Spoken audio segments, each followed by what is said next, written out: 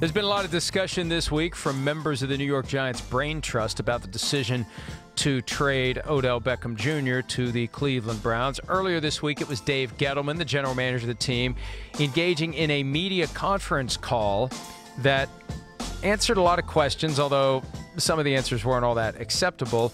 On Wednesday, it was Pat Shurmur at the Ohio State Pro Day workout. According to Paul Schwartz of the New York Post, he was asked about the decision to trade Beckham, and Shurmur said he was absolutely behind it. Of course, what else is the head coach? No, I thought it was ridiculous that we traded this guy. What are we doing? My general manager is a buffoon. I banged on his door and said, don't do it. I tried to physically restrain him from making the call to John Dorsey to finalize the deal. I threatened to quit, and they still did it. I'm not behind it. I strenuously object. That would be amazing.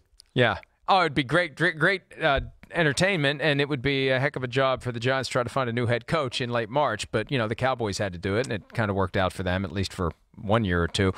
So what Shurmur said ultimately about the situation, we feel good about what we got. We got a starting safety. We got a first-round pick. We got a third-round pick. We felt it was good for us because we were able to come to an agreement. Cleveland thought it was good for them. Yeah, it's a win-win, right? But very rarely is there a trade where both sides are thrilled with the outcome. And this is one where we won't know for several years. Just like any draft pick, you don't know. Unless you get a rookie phenom or a complete and total bust, it takes a while to figure it out. And the thing is, by the time those years have played out, because every year someone will say to me, hey, why don't you go back and grade the drafts from 3 years ago? Here's why I don't do it. Because nobody cares. Right? You can't get anybody to care about what happened 3 years ago because they're worried about what's going on right now. They're worried about the next draft. And not even last year. And last year it's too early. 2-3 years ago, no one wants to do it because no one's going to click on it. No one's going to care. People have tried to do it. No one cares. And trust me, if people cared about it, we would do it and others would do it. Yeah, right. No, I get that. You know, I think with this whole situation with Pat Shurmur, Odell Beckham Jr., okay, I mean, obviously, hey, Pat Shurmur's an offensive coach. I'm sure he would have loved to have Odell Beckham Jr. in the perfect world because he's such a weapon.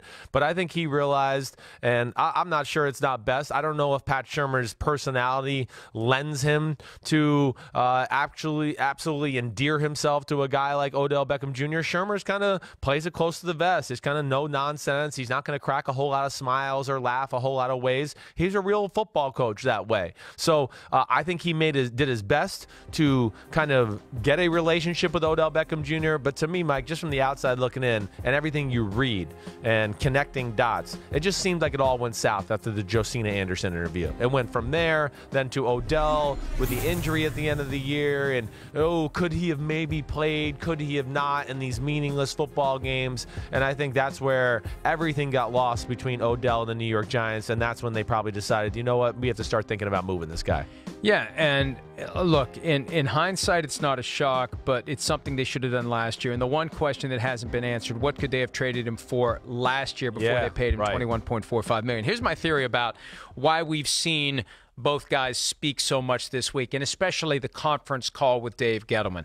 I think they tried to get every question asked and answered before everybody goes to Arizona this weekend, and I think part of it is they're trying to protect John Mara from the onslaught of questions about what is your plan? Why did you do this? And I think he's going to say, well, Dave addressed it. It gives him cover now so he doesn't have to answer tough questions. He should have to answer tough questions. Because but that makes sense what you're saying. But I think that this was all, let's get this out of the way now. Right. So when John Merrill walks into the lobby of the Biltmore and everybody gathers around him, he's going to at least have something he can point to other than trying to fumble his way through answering the questions. All right, full hour PFT Live coming right after this. Hi, I'm Mike Tirico, and thanks for watching.